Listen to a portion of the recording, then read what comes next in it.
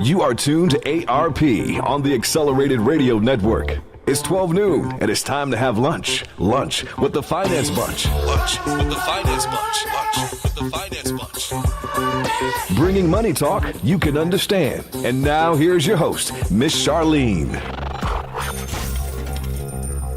Good afternoon, everyone. This is Miss Charline with Lunch with the Finance Bunch, and today we are at Nonosina. Yes, finally I made it to Nonosina, and we are with the beautiful and talented Tiana Liufau. Did I say that right? Close. Liufau. Liufau. Okay.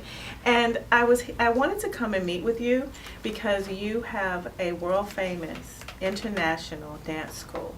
And everyone knows that part, but I really would like to get to know you, the person. So thank you for agreeing to be on my show. Oh, thank you. What an honor. Thank you so much for having me. Definitely. So Nonosina, what does that mean? It's such a prestigious name. What does Nonosina mean? Nonosina is actually a tropical seabird found all throughout Polynesia. We call it different names in different islands. So you have Nonosina, you have the Tawake, you have Ko'ekea. It's all the same species of a certain white long-tailed bird. Mm-hmm. And my grandma taught me when I was young that when you would see the bird in certain parts of the island, it was almost like a good luck, a sign of good luck. And then also a lot of voyagers make reference to the bird because these birds would only fly so far away from land and back. Okay. So when the sailors would see them, they'd know they were close to land. Yes. Oh, okay. So I was told, yes. Okay. Now, you mentioned your grandmother. So Nonosina is 3 generations of dance. Is that correct? Yes, Nonosina is a dance company. Mm-hmm. I would be the 3rd generation, but as far as dance practitioners and cultural practitioners, it would be dated actually way further back. But as an organized, lack of a better word, business, mm-hmm. a dance business, 3 generations. 3 generations. Yes. And so when did your grandmother come to the United States? What was that journey like? My grandmother was born and raised on a small island in the Polynesian Triangle called American Samoa. At the age of about 10 or 11, she moved to the island of Oahu, to the North Shore. At the time, it was through church affiliations, actually, mm-hmm. that she ended up there.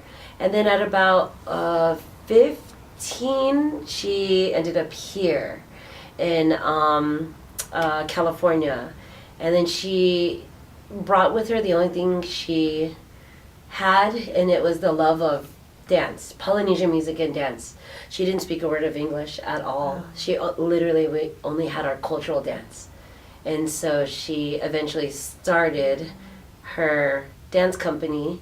Local mothers and the neighborhood mothers, and also from church, they offered to teach her English in exchange for learning cultural dance. And at that time, that's when the glorification of Polynesia, mainly Hawaii, Tahiti, was being brought to the film industry. Okay. Yeah. And so it was through that exchange that she would learn English and in return start teaching dances, and eventually it started getting too big for her little house with my grandpa. So she started in her home? In the garage, oh, yes. Oh, wow. In exotic Buena Park. Okay. So the Nonosina Dance School started in Buena Park, California. Yes, in a little garage. Amazing. And now today you're located in a studio that takes up almost half of what is seen as a strip mall. Like, you guys have really expanded from back then. Yeah, we haven't, and what's awesome is I know my grandma never envisioned that it would be what it is today. Yes. And she is still there, alive and kicking, and still schooling us every second of the way. So, yeah, we have our dance studio. Started off as one little unit. Yes. We started growing. The business next door went out, knocked down the wall, opened up that. The business on the other side went out, knocked down that wall, and we're hoping to take over the whole block. Well, you are definitely headed in the right direction. You have almost all of it now. So to tell me a bit about Nonosina and how it was founded, what about your mom? Like, what was her position? Because now your grandmother started this wonderful dance company, and then now your mother is entering into the dance company. So what would be her way of growing the business? What did she do to grow the business? My mom was always the right-hand man to my grandmother. She was one of three, and she was the one that was actually born and raised literally inside the dance and creative space, whether it be the garage or the small studio space. And she was the youngest, and that was everything to her. It was everything, to the point where actually her last year of high school, she had the opportunity to tour with the Tahitian dance company based in Tahiti, and tour all over the world and get that experience with the native people of Tahiti. And she left high school and went on tour because that's what she felt her calling was, not so much to go on tour, but to dance, to represent the culture throughout the world, and to get that exchange and that experience with the native people. Okay. So when that happened, my mom we did all different islands back in the days. All Polynesian dance groups did. We did hula from Hawaii, we did Samoan, we did Tongan, we did Tahitian, and then Maori, also known as from New Zealand. Everyone did a variety show. Okay. What my mom brought was something slightly different. At this time, a lot of the competition circuit was getting more popular, and so all these dance groups started entering competitions, and then this is when the group started honing in on maybe one island that they were really interested in or really gifted at or had heritage from that island. My mom started gearing everything towards Tahitian dance, and then she took over the competition circuit as a solo dancer and entering group when she was fully in charge. And I feel like that kind of set the tone and the level that was expected when you say you're from Nonosina at that point. Okay. I think the competition circuit had a lot to do with that. I personally think there's good aspects to that and bad for competition, but that's where I think my mom brought Nonosina to a totally different, level. Yes. And where we really established a lot of our credentials throughout the world, maybe. Right. Now, why Tahitian dance? That's a good question. I'm glad you asked that, because I am actually predominantly Samoan, and I am also mixed with a little bit of Hawaiian and Tongan. Yes. But for some reason, even dating back to my grandma, something about the heartbeat and the energy and the vibration of Tahitian dance always called us. Okay. We didn't really choose it. It more so was calling us, and we always responded. So there's something about it that just, I can't even describe it in words, which is why I love teaching dance. I feel like I can best describe it in a dance. Or in music. Something just draws my family to that. And we don't have a drop of Tahitian blood.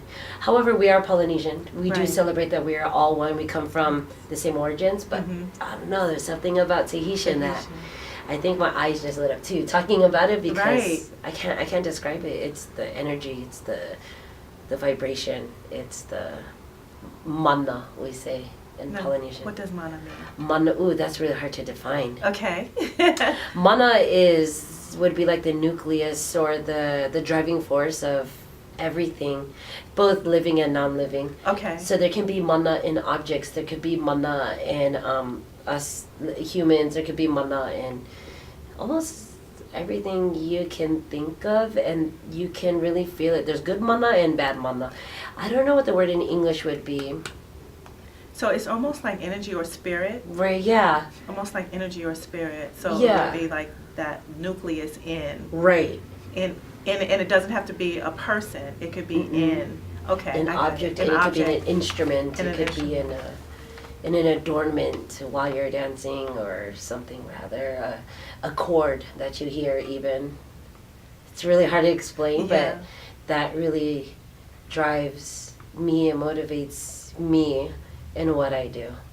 You know, it's no secret, I wanted to come, not just because Nonosina is so well known, but I really love the cultural aspect of what you do. and I've seen Hawaiian dance, and it's beautiful. Yeah, definitely. But it's something about the dance that you teach and the history that you teach also, because now you are in charge of the school, and so you have brought your own flair to the school also. So you being in charge of the school now, what do you think your energy brings to the school? Because what I see, just as a person outside looking in, I just see it like carrying a torch that brings light to a culture that is so beautiful and so spiritual. So what part do you think you play in that? I'm working more towards cultural practice as opposed to entertainment value. Yes. And it's hard because I'm born and raised here. I think for a lot of us Polynesians, I know, for speaking for myself and my siblings, we want it that much more. We want to try that much harder. And we do embrace where our surrounding is, and that's what I think I also bring a little bit different to the table. I'm born and raised here in Southern California. Right. I'm exposed to all walks of life, all spices of life, all cultures, everything, right? All dance types, and that is music, a beautiful everything. thing to me. I love that because, and that's actually what my major is world arts and cultures. And I love learning about different cultures. As much as we are different, we're pretty much the same. But I feel that I also bring a little bit different flair, as what you said earlier, because my environment has also molded me. So I have my DNA, but I also have my environment that has molded me into who I am. And I'm using traditional drums, but sometimes the beat might have a little different swag because of my time in my where I am. Yes. I'm around, I grew up, I consider hip-hop culture another culture of mine. Yes. Because I was born and raised around different pillars of hip-hop, and that really has had an influence in some of my dance moves or some of the beats you might hear.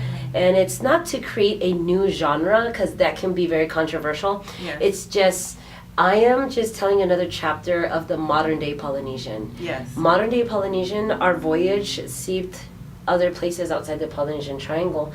And that's something that it took me a while when I was younger, but I embraced it.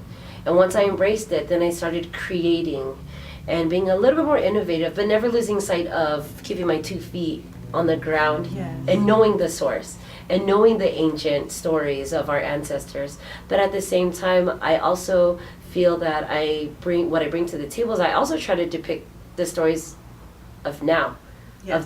of the now and where I am. And there's so many of us Polynesians off island that I know they can identify. Right. Now, how are you chosen to carry on this culture? Do you know what I mean? Like your grandmother started it. Right. How was it decided that your mother would take over? And then how was it decided that you would take over? Because there are other siblings, Right. who, are just as in love with Right. the culture and the music, and that, because you all grew up. But how is it decided who takes over? That's a really good question. Actually, no one has ever asked me that question. Okay. Also. So this is awesome. Before me, I have an older brother, and he was in charge of Nonosina for quite some time, and then his journey led him to start his own new group in Japan. But I feel like my mother, being the youngest, she was actually raised more so with my grandma than her other 2 sisters.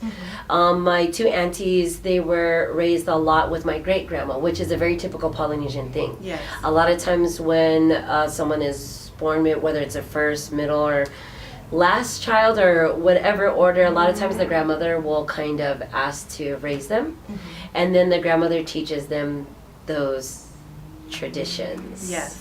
Whether it be food, food ways, folklore, whatever that encompasses. So my mother was with my grandmother, and she was with her every step of the way. Every rehearsal, even if it wasn't the kids' class, my mom was still there as a kid at the adult practice. Yes. Was still live, eat, and breathe. Do your homework at the studio, late night rehearsals. And I think when you're in that setting, whether you know it or not, and you're that young, a lot of it rubs off on you. Yes. And you actually, whether you're doing homework or sleeping, you're hearing these songs and rhythms, and whenever we do a dance or we speak the native language in song form or even just in speaking, I personally feel like you're tapping into the realm of your ancestors that have passed. And at that time, it's very special because this is the time you reunite, and then you feel their presence, and you can feel the mana. And at that time, being exposed to that at a young age, I feel like you just are open so much spiritually and mentally to embrace that. And so being born and raised in it, for me, my mom always says that before we could walk, we learned how to dance. Right. So she said, when we're crawling, that's dancing. Walking comes next. Right. She said, as soon as you can cry, we're teaching you guys how to sing the songs, you know? Right. So I think just everything, I guess, that I just mentioned, just living it and then never losing sight of it. I know for my mom and for me and my brother, you never had to force us to practice or to memorize our dances or lines or whatnot. It was my parents and my grandma couldn't get us to stop. So it was your passion. It was our passion. This is when I'm most comfortable, is in this realm of Polynesian dance and music. That's when I'm most comfortable in my skin. The dance company has been around for about 50 years, right? Is it 50 years? Yes, this year is 51. Oh, okay. That's right. So you've been around 51 years this year. And what are some of the things that are most memorable that your mother and grandmother taught you about the business or even the culture to carry on? Wow, there's a lot. I bet. My grandma,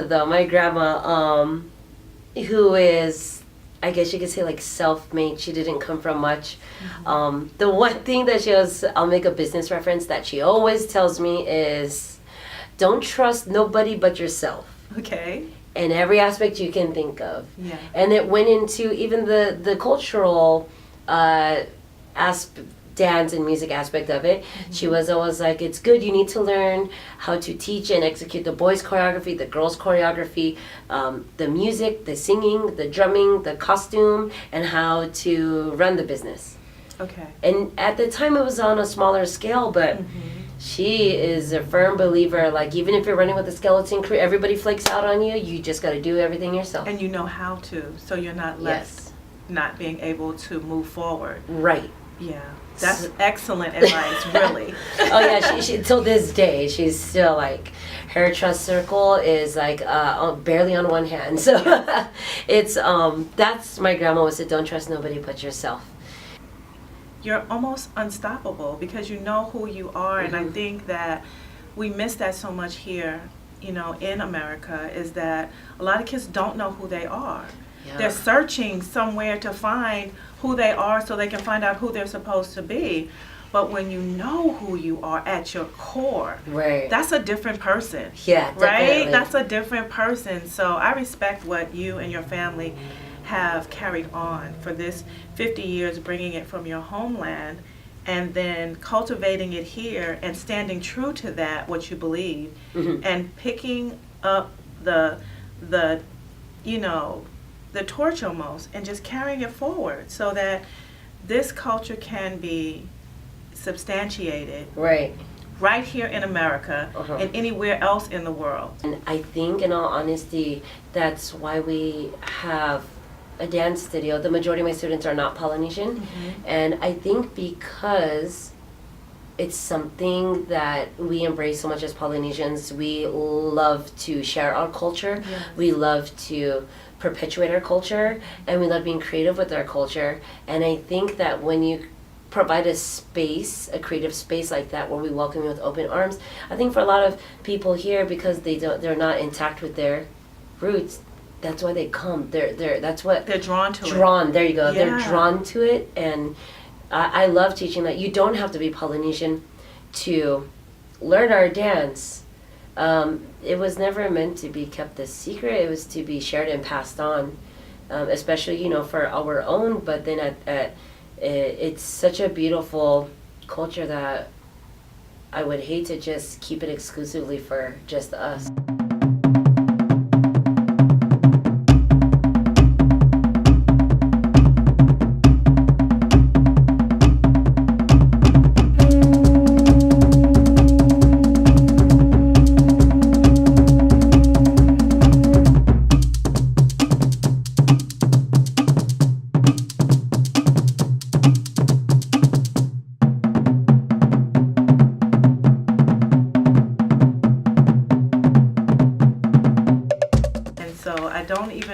to insult what I see by calling it a show, because that's not what it is.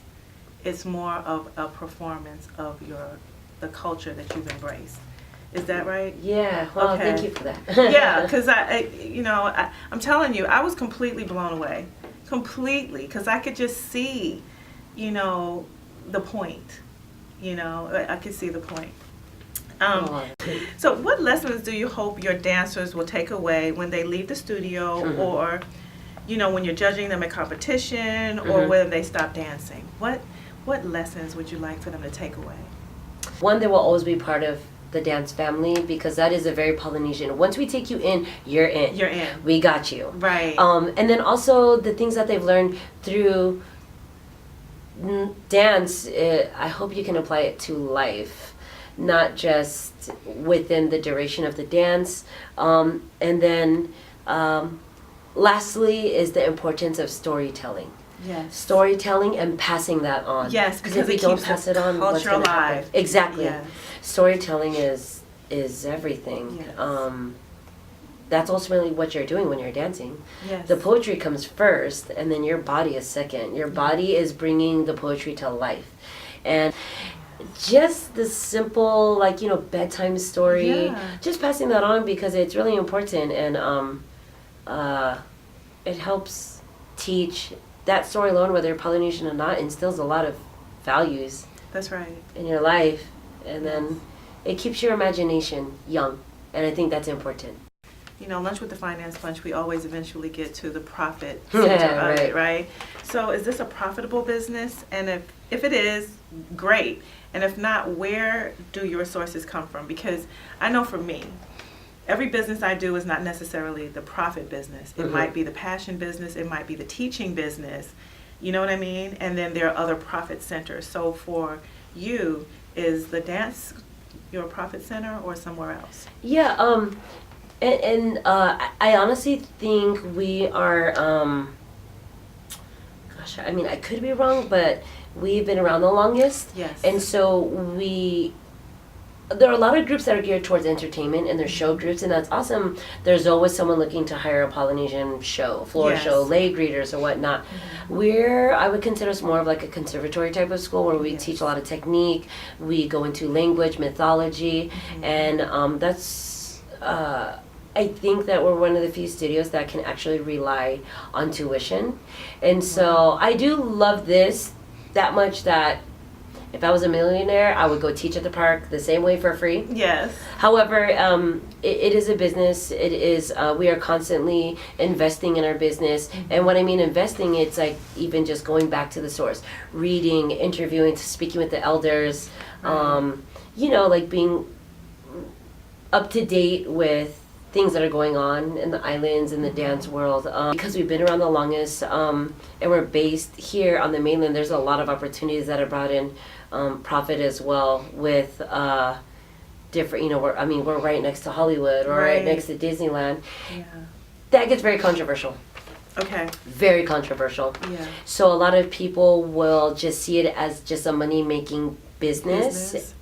Meaning our own Polynesian people, they'll see it as just for profit and not regard any of the culture. Okay.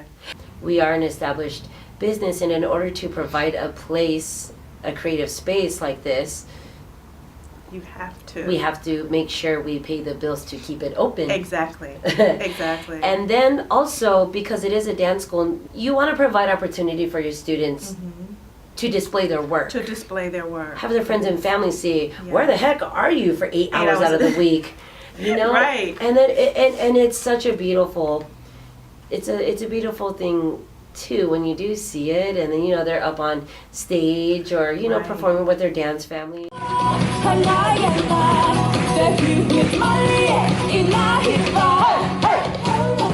When you're giving of yourself and you're giving of your gift and talent, and why not?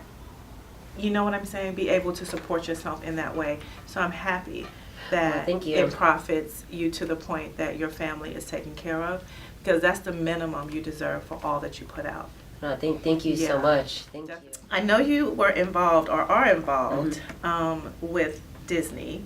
Yes. And the new movie that Disney has chosen to work on, which I think for them, you know, great, because it's about time, you know. And so how did Disney find you? How did they find you to get you involved with this project? Going back to my grandma being one of the first ones here and based in Anaheim, Yeah. she has had a long-standing relationship with Disney. Okay. Before the movie Aladdin came out, there was a part of the amusement park called the Tahitian Terrace, and it was right next to the Jungle Cruise ride, and it was a luau floor show, and my grandma was the casting director for that, and my mother helped produce the show, and that paved way for the Disney relationship. And once you're kind of like involved in Disney family, they like to keep in Disney family. Okay. So Disney has referenced us for when people in the industry were looking for things that were Polynesian, and so that had always been there. So when a Polynesian film came up, I was brought in as a more of a pre-marketing tool to help promote the film. I choreographed to the theme song. And then when they would present and pitch the movie to different vendors of all different types, they would end it with the performance. Okay. And that's when I came in as the choreographer. Oh, wow. So we've been Nice. working with Disney for before I was even here. Both of my parents worked at Disney as employees, as performers at the Tahitian Terrace,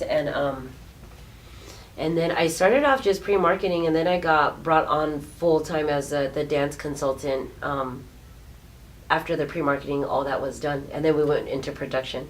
I was the last aspect brought in because they had to put the story together. Exactly. And so after they got the music down, then I was brought in. This whole interview, I've been looking at your tattoos Oh. because they're fascinating. And the thing that I've learned about your culture is that your tattoos have meaning. Yes. They're not just art. You know, they have meaning. And so, you know, I saw clips from the movie, and one of the things that stood out for me were the markings or the tattoos. Oh, right. Yeah. And so I was wondering, did they consult with someone to make sure that they got it right, because it tells a story, if Right. I'm not mistaken. Uh-huh. Right? Definitely. And so was that a part of their background research to make sure they got that portion of it right? Yes, they have a consultant specifically for tattooing, Oh, good. and he's very much a notable. He comes from a very notable tattoo lineage, Okay. and he had a full say-so in everything that you see in the movie with tattooing. Oh, great. Yeah, Okay. and he's based in Samoa, Peter Suwape. That was all him. He was the consultant. He had the say-so for that. Now, your tattoos, you have one on each hand, Mhm. and then you have one behind your ear. Would you explain those to me? Gladly. Okay. In ancient days, people that dedicated their whole lives to drumming, which was a very noble place to have in society, because you were the chosen one to play the drum, in which the drum was the communicator with the divine in man. Yes. Everything started with the drum. Okay.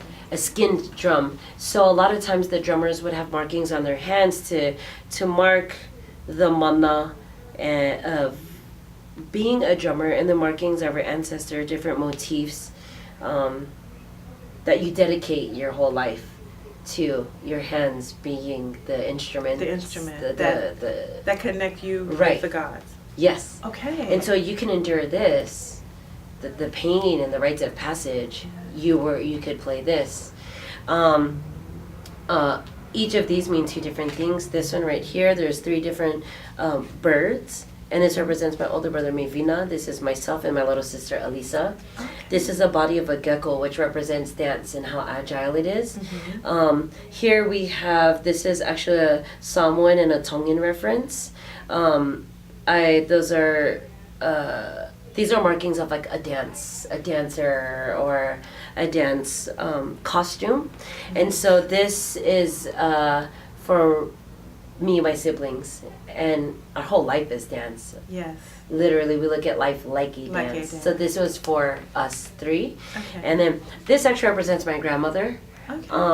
This is, and I got them at different times in my life, actually. I got this one after I graduated college. Okay.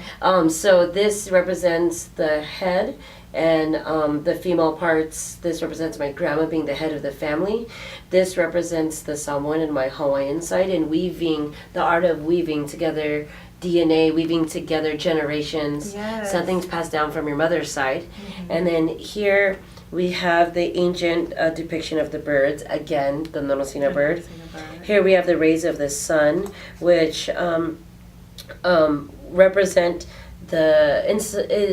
there's a Samoan song that's called We Are Samoa, and they say, people from the sun. My father always told me that Samoans, we always believe we're from the sun. Yeah. So we're not too concerned, like, are we from Southeast Asia? Are we from, like this part that we say we're from the sun? This represents this. My grandmother's from Samoa. These are waves. This represents different waves of migration. And this represents life. Family holding hands. So this represents my family actually migrating here. And this represents new life, starting our new chapter and our new discovery here on the continental U.S. actually. Yes. So all coming from, this one is for my grandma. For your grandma. My ear, I was taught that people who dedicated their whole lives to oral recitation, to chanting, to language, or those who would teach things dealing with language would get tattoos behind their ear because it represents your ancestors that are constantly guiding you and talking to you. And so I'm by no means perfect in any language, not even English, but I do teach songs and dances that are in the native language. And everyone in my family actually has this one. Oh, wow. Okay. Yeah, behind our ear. Behind your ear. Yeah. So and Nice. I have I actually have one on my foot, and this represents this is a bird actually representing the gathering of the mana, or the energy from the earth? The earth. Oh. Barefoot okay. dance. Wow. Native dance. And so that's that. And then I have a couple other non-Polynesian tattoos. Okay. Yeah. And they have meaning as well, but just Right. on a little bit different. Yeah, but I wanted to just touch on that because that's very important, because I didn't know that at first. I saw tattoos as tattoos. I didn't Right. understand the tapping and Right. the history behind what you do, which is more spiritual, It so is, it has a definitely. much deeper meaning. Right, and then the word tattoo itself was actually adapted from the Polynesian language. So the word we use in English, tattoo, is the origins actually are Polynesian. It's one of the few words we have given to the English To the language. English And the language. other one, ironically, is taboo. Taboo and tattoo. Taboo and tattoo, yeah. Working with Disney Studio at this level, Mhm. have you experienced growth in your business or growth in your being seen by the public more, more notoriety? Right. I think business-wise it will gather more business clientele for people who want anything Disney related and say they're on a large scale, they're going to call Disney. We want dance, they're going to refer me. you, yes. And that has already happened actually. And I think too, I think it has helped me grow also as an individual and as an artist and learning a different process, because then I now learned how to work with animators. I never had to do choreography for a non-human. Right, that's right. So that process, I understand it now. So if I'm ever, given the opportunity to work with another animation film, I know how it works now. So if anything, it is good for a resume. Yes. I've grown a lot as an individual, as a Polynesian, as an artist, both in a positive and negative way. Positive is I know Disney is such a huge forum. When you say Disney, I mean it's way beyond this block, but I have had series of interviews, and I've had to make sure that when I express verbally really reflects what I practice and what I teach. Yes. And also my culture. I've grown a lot too, because as in any given setting or when you're in any kind of spotlight, there's going to be backlash. Yes. So there was backlash and critics I don't know them personally. I actually stopped reading some, but a lot of them were like personal attacks, and some were just general attacks. But that's something that I've been faced with even at a young age with Nonosina, with the competition circuit. Yes. So if anything, the competition circuit has helped me grow thick skin. Right. And at the same time, I learn from it. I can't just brush it off. Right. Because, there's some things that really pose thought that I never thought of. And, I just learn from it. I don't get angry. Of course, sometimes it's, things can get to you. We're human. Yeah. But I've grown a lot from it because I'm like, I see where you're coming from. Or that could be a valid point. But then how I use it, it's like, what am I going to do then at that Right. point? So I ironically enjoy that. Because it helps me be better me because I lead so many people. Yes, and it helps you grow Yes. as a person. Wow. What advice would you give someone who's thinking of starting a dance studio? I think this happens too much. People start dance studios and Polynesian dance. Okay. And this might be a little bit controversial, but I feel like some people wake up and they're like, I'm going to start a dance studio because they think it's fun. It can't just be fun. You have to dedicate your whole life to this. Yes. You need to live, eat, and breathe it. And you need to really be in touch with the source. Really have the artistic and the creativity and the cultural aspect before you try to make it a business. Because if you work backwards, I think it's a fine line of being an opportunist. You traditionally are chosen. Yes.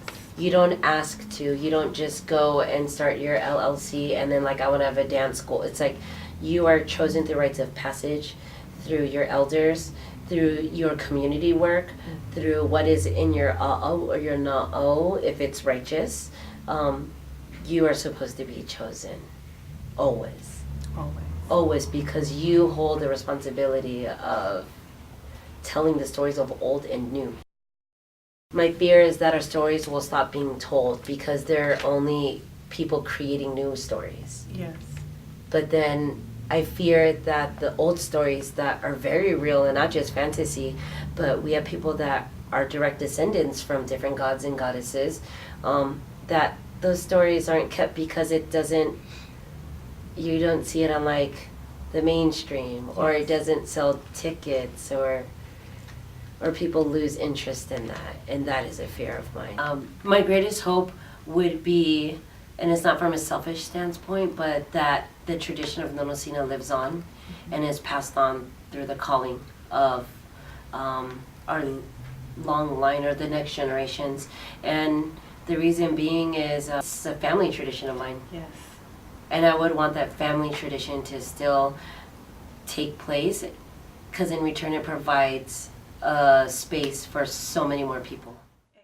Tiana, I want to thank you so much for giving me the privilege of kind of going behind the scenes and meeting the woman behind Nonosina and being introduced to the cultural side of things. A lot of times we get to see the commercial side, we get to see the performance, but we don't get to see the culture behind this wonderful experience called Nonosina. And I just want to thank you for that. And I look forward to, like I said, you're such a young woman. And you've got so much life ahead of you. And I just see the great things that you're doing.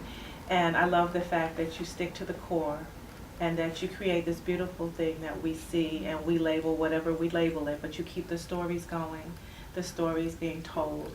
And you are a part of what is going to continue to keep the Polynesian culture going. And so I really appreciate that. And you are definitely, in my opinion, the one who was chosen. So thank you for giving me an opportunity to speak with you. I absolutely love it. And this is Miss Charline, and thank you so much for tuning in. This is Lunch with the Finance Bunch with Nonosina, and now the one who's reigning, which is Tiana. Thank you so much again. Thank you. The ancient Arion were an elite sect of artists that dedicated their whole lives to the arts and worship the god of Ori Te Amor, Oro. They were comedians, actors, skilled lovers, dancers, musicians, orators, and poets.